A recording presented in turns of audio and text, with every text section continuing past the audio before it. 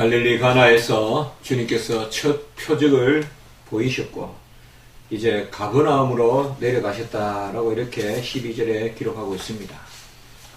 아마 우리 주님과 또 가족들이 가버나움으로 이주하지 않았나라고 생각되는 부분입니다.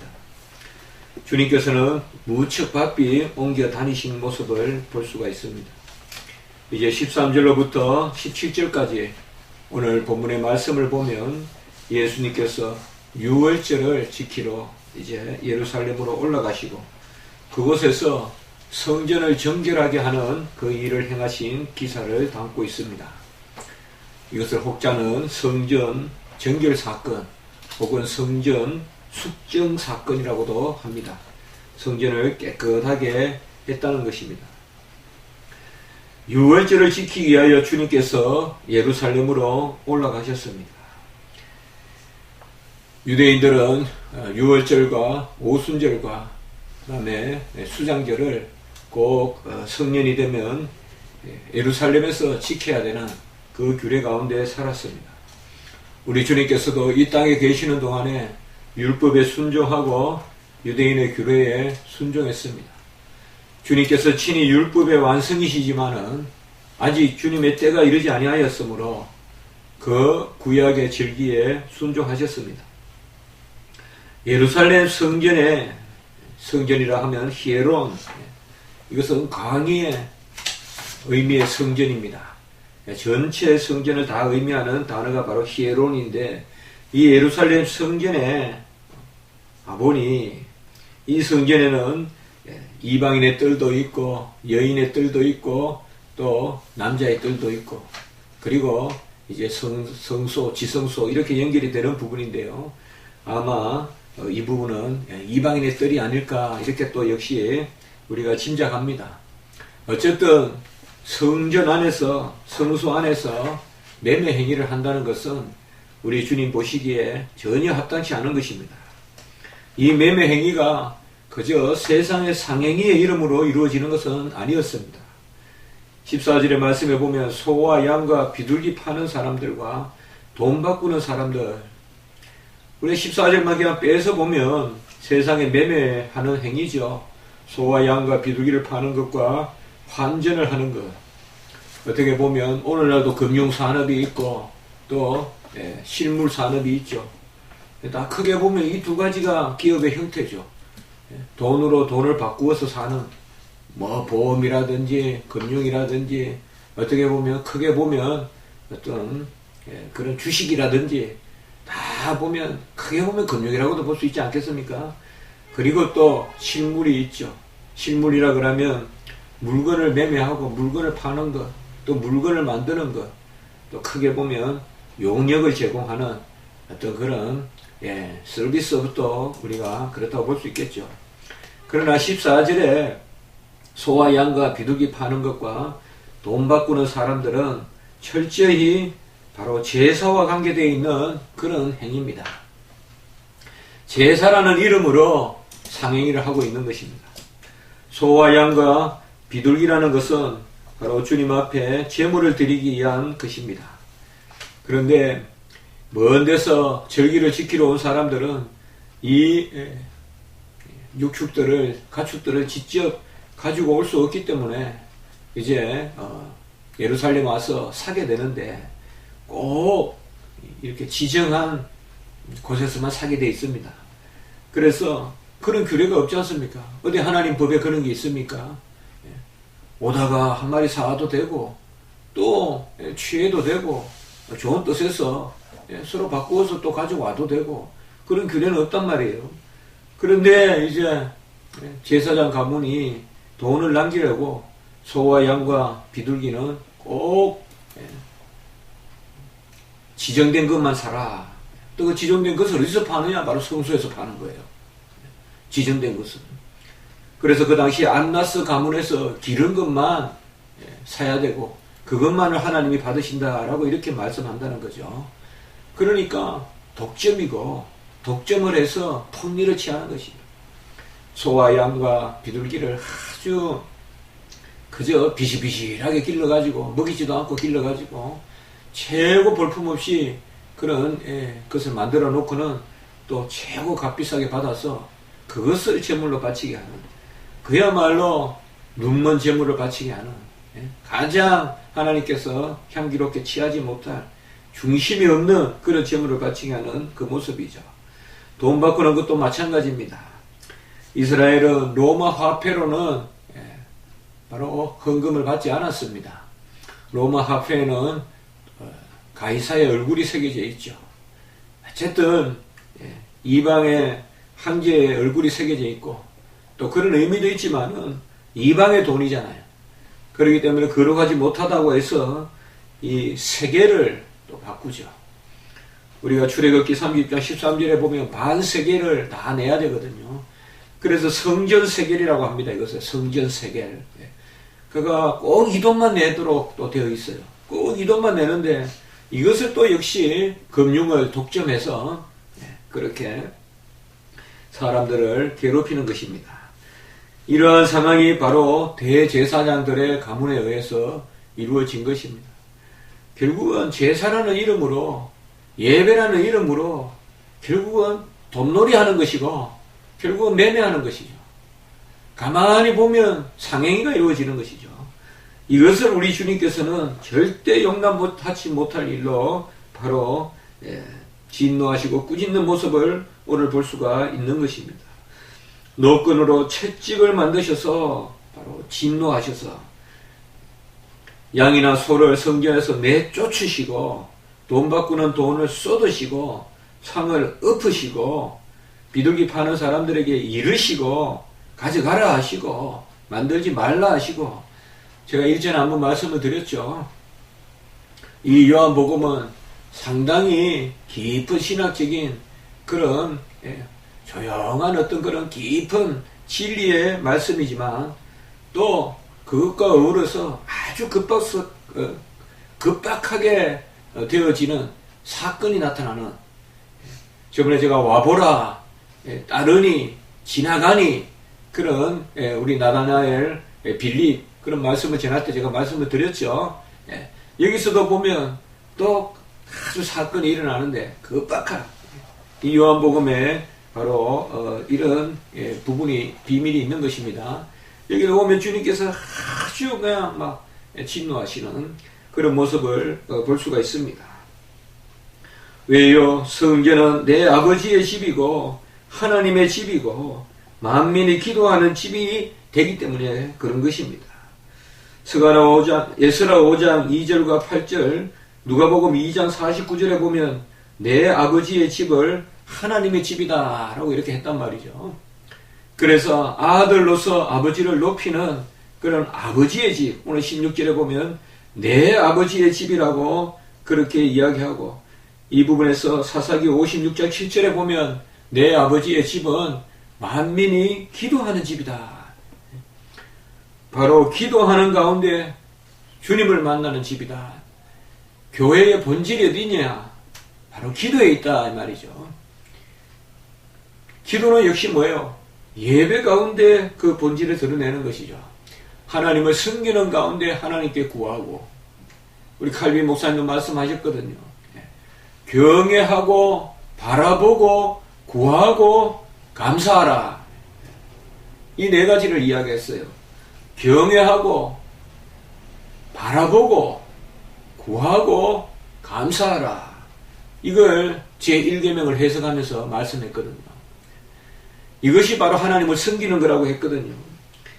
그래서 예배하면서 기도하면서 구하면서 감사하는 집이 바로 성전이지, 그곳에서 매매하면서 주고받고 하는 그것이 성전이 아니다 이 말이에요. 참 우스운 이야기지만은 한 학생이 면담을 하는데 이번에 신학교에서 면담을 떨어졌습니다. 제가 직접 면담한 것은 아니지만은 도무지 성경을 모른다는 거예요.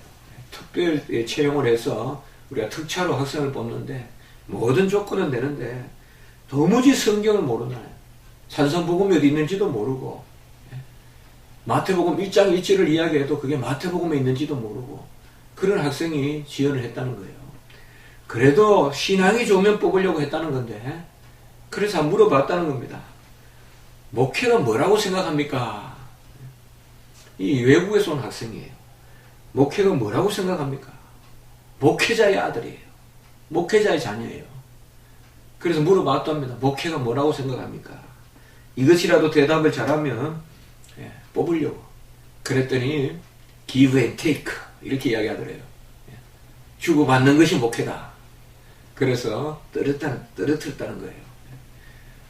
give and take란 말은 우리가 뭐 영어적 그런 어감을 잘은 모르지만 철저히 상행이고 잘해야 윤리인데 그거 가지고 목회가 안 되죠.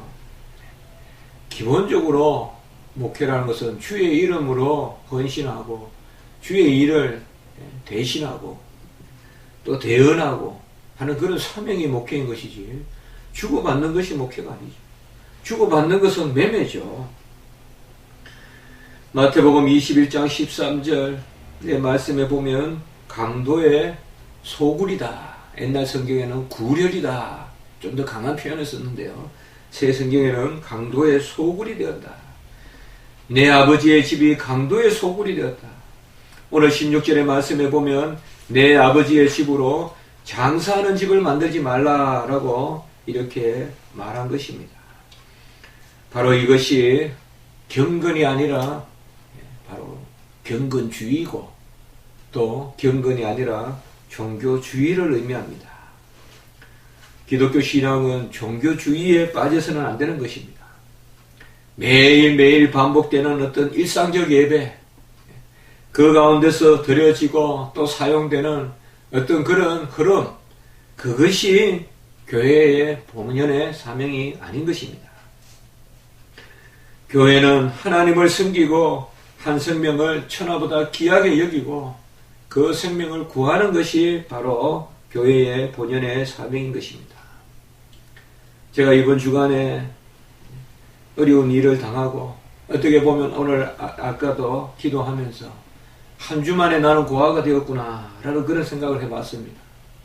지난 주간에 이곳에서 새벽 예배를 드릴 때만 해도 저에게는 아버지가 계셨는데 이제 한 주 만에 다시 이 자리에서 예배를 드릴 때는 아버지는 안 계시는구나 라는 그런 생각을 해봤습니다.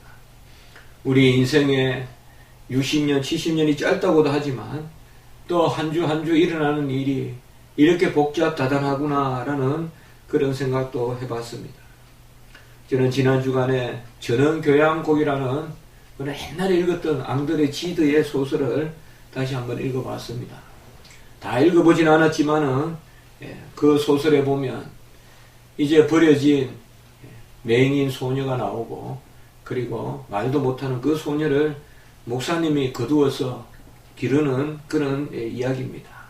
뭐 구체적인 것은 여러분이 아시겠지만은 거기에 보면 그 목사님 사모님께서 당신은 우리 자녀들에게는 저런 일을 한 적이 없는데 어찌 데리고 온 저 소녀에게 그렇게 정성을 줬느냐.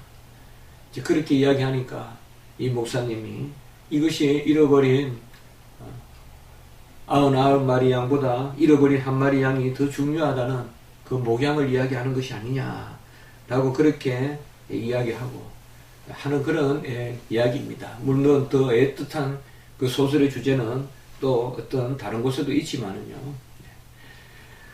우리가 이 종교주의에 빠지면 안 됩니다. 우리 십자가 지기 교회도 이 종교주의를 항상 조심해야 됩니다. 헌금 내고 사용하고 그것을 하나님의 이름으로 했다고 그저 감사하고 그러면서 우리의 일상의 예배가 매몰되어 버리는 예배 중심의 삶이 아니라 일상 중심의 예배를 도구화하고 수단화하는 것, 이것이 저는 종교주의라고 우리가 이름해 볼 수 있지 않을까라고 이렇게 생각합니다.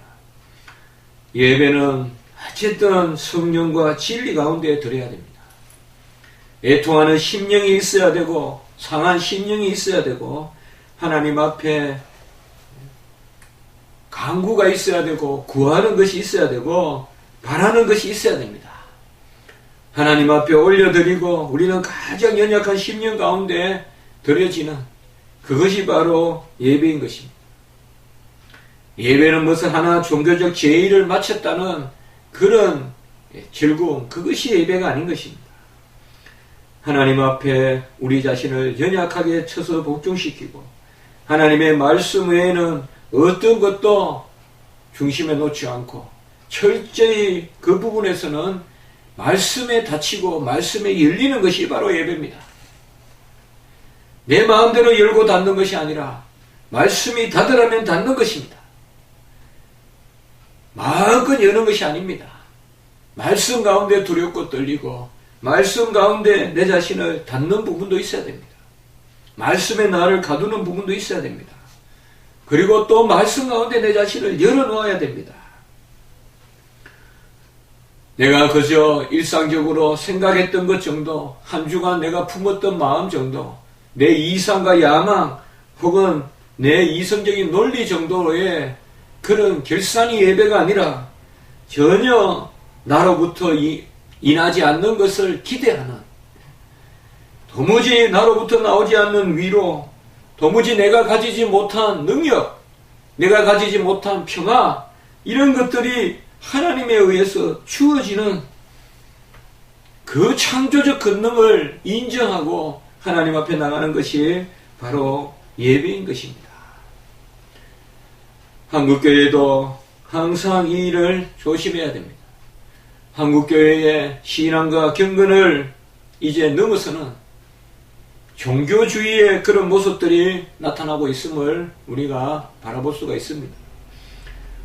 어느 교회를 욕할 것이 아니라 우리는 우리 자신을 항상 쳐서 복종시켜야 됩니다. 이 종교주의는 안 되는 것입니다. 하나님은 연약하다고 혼내지 않습니다. 그러나 이성주의, 우상주의, 종교주의는 하나님께서 싫어하십니다.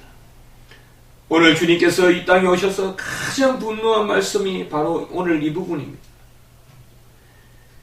주의 전을 사모하는 열심히 나를 삼키리라. 이 땅에 오신 예수님은 주의 전을 사모하는 열심을 가지고 있었습니다. 이 이사야 69장 9절에 나오는 말씀인데요. 우리 주님은 하나님의 아들이시지만은 사람의 아들로 이 땅에 오셔서 예배 드리고 기도 드리고 간구하고 어려울 때마다 기도했습니다. 가장 하나님의 권능이 임할 때 넘어질까 조심해야 될 때 기도했습니다. 오병이어의 기적을 일으키고는 기도하셨습니다. 많은 무디 인생들은 그런 기적을 일으키며 교만하기 쉽고 넘어지기 쉽고 내가 뭔가 은혜가 충만하니까 기적적인 은사가 나에게 나타난다고 생각하고 교만하기 쉬울 그때 주님께서는 오병이어의 기적을 일으키시고는 기도하셨습니다. 주의 전을 사모하는 열심. 6월절 성소에 예배를 드리기 위하여 다 모였습니다. 유대인들은 의무적으로 모입니다. 그러나 과연 이 열심을 어떤 사람이 가지고 있느냐 이 말이에요. 다 오순절에 모입니다. 다 수장절에 모입니다. 다 6월절에 모입니다. 다 주일날 모입니다. 그러나 주의 전을 사모하는 열심이 있느냐 이 말이에요. 주님의 전을 진정 사모하는 열심이 있느냐 이 말이에요.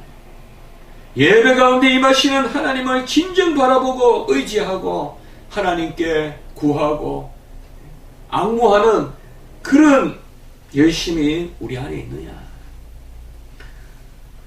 주의 전을 사모하는 열심을 우리는 회복해야 될 줄 믿습니다. 한국교회도 주의 전을 사모하는 열심을 회복해야 됩니다. 교제가 예배의 핵심이 아닙니다.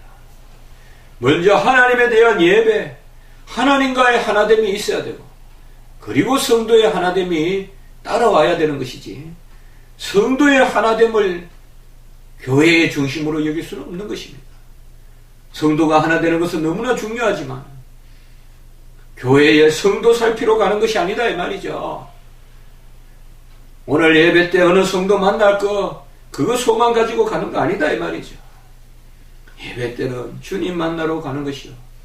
주님 앞에 어떤 경우든 난리가 일어났던, 전쟁이 일어났던, 지진이 일어났던 어떤 경우든 예배는 주님 앞에 드려져야 되는 것이죠. 주의 전을 향한 열심.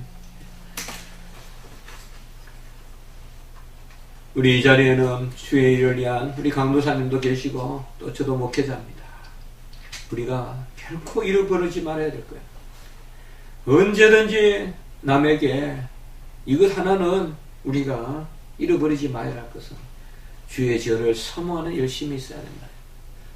주의를 중심으로 생활하고 예배를 중심으로 생활하고 정말 무엇보다도 예배를 성전을 사모하고 하나님의 전을 사모하는 그런 심령이 있어야 된다는 것입니다. 누가복음 2장 49절에 보면 우리 주님께서는 유월절을 지키러 성소에 가셨다가 예루살렘에 가셨다가 그때 가족들과 서로 길을 잃어버리게 됩니다. 내가 내 아버지 집에 있어야 될 줄을 알지 못하셨나이까? 라고 이렇게 우리 주님께서는 말씀했습니다. 우리도 세상에서 여러 가지로 성소와 우리를 멀어지게 하는 그런 요소들이 있지만 항상 예비된 우리의 말은 내 아버지 집에 있어야 될 줄을 알지 못하였나이까? 왜 그렇게 주의를 지켜야 됩니까? 왜 그렇게 주일날 학원 가면 안 됩니까? 이것은 다른 것이 아닙니다. 어찌 과학적인 답이 주어지겠습니까? 주님은 우리에게 주의 전을 향한 열심을 요구하시고 우리 자녀들은 그렇게 대답해야 될 것입니다. 우리 주님께서 내 아버지 집에 있어야 될 줄을 알지 못하였나이까? 라고 했다면 우리 자녀들도 주일날 주의 성도가 주의 전에 있어야 될 줄을 알지 못하였나이까? 우리가 있어야 될 곳이 어디입니까? 정말 살면서 많은 것을 생각해 봅니다. 내 열심히 있고 내가 이렇게 하면 될 것 같습니다. 내가 이렇게 하면 될 것 같고 이렇게 서포트 해주면 될 것 같아도 안 된다는 것이죠. 오늘 이런 말씀이 바로 우리에게 좌표가 되는 말씀입니다. 우리의 중심은 주의 전에 있어야 됩니다. 바람난 여인과 같이 주의 전을 멀리하고 자꾸 세상적 논리에 빠져 있으면 일이 될 것 같아도 안 된다는 것입니다. 시편 69편의 말씀이 오늘 인용되어 있습니다. 주의 전을 사모하는 열심이 나를 삼키리라. 시편 69편은 특별히 우리 주님에 대한 말씀들이 많이 나오거든요. 시편 69편 29절과 31절, 29절에서 31절에 보면 다음과 같은 시편이 나옵니다. 오직 나는 가난하고 슬퍼오니 하나님이여 구원으로 나를 높이소서. 내가 노래로 하나님의 이름을 찬송하며 감사함으로 하나님을 위대하시다 하리니 이것이 소 곧 뿔과 굽이 있는 항소를 드림보다 여호와를 더욱 기쁘시게 함이 될 것이라 라고 이렇게 말씀하고 있습니다. 노래로 하나님의 이름을 찬송하며 감사함으로 하나님을 위대하시다고 하는 것이 상소를 드리는 것보다 더 하나님을 기쁘시게 한다. 성전 세겔 그거 어디서 사면 어떻습니까? 그것 어디서 사면 어떻습니까? 우리 교회는 이런 형식에 매이는 교회가 되어서는 안 될 것입니다. 본질적인 것과 비본질적인 것을 잘 구별하고 하나님의 이름을 찬송하고 노래로 감사함으로 하나님을 위대하다고 하는 것이 황소를 드림보다 낫다고 했으니까 어떻게 보면 뭐가 본질적인 것인지 우리가 깊이 생각하는 그런 하루가 또 주일이 되었으면 좋겠습니다. 한번 기도드리겠습니다. 하나님 아버지, 주님이 이 땅에 오셔서 인성을 입으시고 인성의 영혼 가운데 기도하시고 예배드리시고 주의 전을 사모하는 열심히 삼키리라는 예언된 말씀을 오늘 말씀을 통하여 이루시는 하나님의 놀라운 섭리를 우리에게 보여주시니 감사합니다. 우리도 주의 전을 향한 열심, 주의 사역과 영광과 예배를 위한 열심을 우리에게 허락하여 주시고 사뭇 종교주의로 빠져버리기 쉬운 이런 아버지의 우리 한국교회에 이제 130년 또 아버지의 그런 모습에 있습니다. 하나님 아버지 잘 믿는다고 생각하고 그저 매주 달력대로 원력대로 신앙생활하는 그런 칼렌다의 신앙생활이 아니라 진정 중심을 하나님 앞에 드리는 그런 신앙생활을 할 수 있도록 주님 도와 주시옵소서. 중요한 것은 성전 세계를 어디서 사는 것 그것이 아니라 또 아버지여 소와 양과 비둘기를 어디서 구하는 것이냐 그것이 아니라 중심으로 노래로 찬미하고 영광을 돌리는 것이라 시편 69편에 말씀하셨사오니 우리도 이 하루의 삶 가운데 주님 앞에 중심을 드리고 먼저 전을 사모하는 마음을 가지고 예배드리는 저희들이 되게 해 주시옵소서. 감사하고 구주 예수 그리스도 이름으로 기도드리옵나이다. 아멘.